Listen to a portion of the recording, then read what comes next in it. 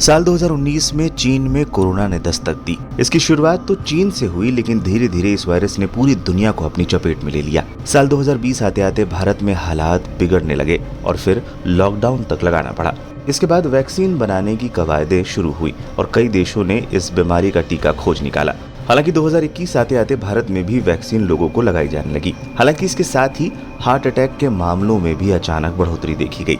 अप्रैल 2021 में जब भारत में कोरोना ने खतरनाक रूप ले लिया, तब तक आम लोगों को वैक्सीन लगना शुरू किया जा चुका था। अब इस दौर में देश भर में कई लोगों की मौतें हुई। कुछ की जान कोरोना वायरस की वजह से गई तो कुछ लोगों की मौत हार्ट अटैक और अन्य बीमारियों की वजह से हुई।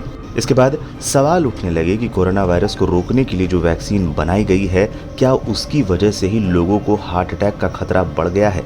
इन आरोपों पर ICMR एक स्टडी कर रहा है। इस स्टडी की शुरुआती रिपोर्ट जुलाई 2023 में प्रकाशित होगी। अपने इस अध्ययन में ICMR भारत में युवा आबादी में कोविड-19 टीकाकरण और बढ़ते दिल के दौरे के बीच की कड़ी को समझने की कोशिश कर रहा है। मजबूत नतीजे पर पहुंचने के बाद ही सार्वजनिक की जाएगी ये रिपोर्ट। इस स्टडी की शुरुआती रिपोर्ट पिछले कुछ समय से पेंडिंग है। इसे प्रकाशित करने से पहले ICMR अब तक सामने आए निष्कर्षों की समीक्षा कर रहा है।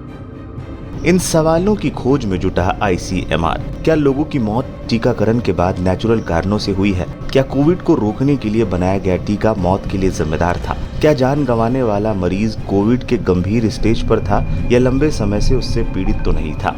40 अस्पतालों से जुटाया गया डाटा।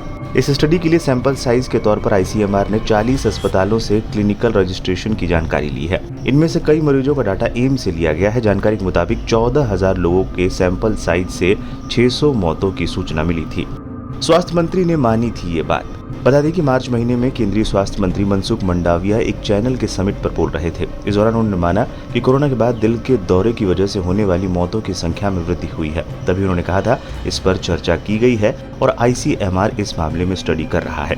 मंडाविया ने कहा था, वैक्सीन के आंकड़े हमारे पास है। उन्होंने बताया कि ICMR पिछले 3-4 महीने से कुछ सवालों को लेकर इस मुद्दे पर स्टडी कर रहा है। वैसे तो इसकी रिपोर्ट 6 महीने में आनी थी, लेकिन अब माना जा रहा है कि जुलाई महीने में इस स्टडी की रिपोर्ट सार्वजनिक कर दी जाएगी।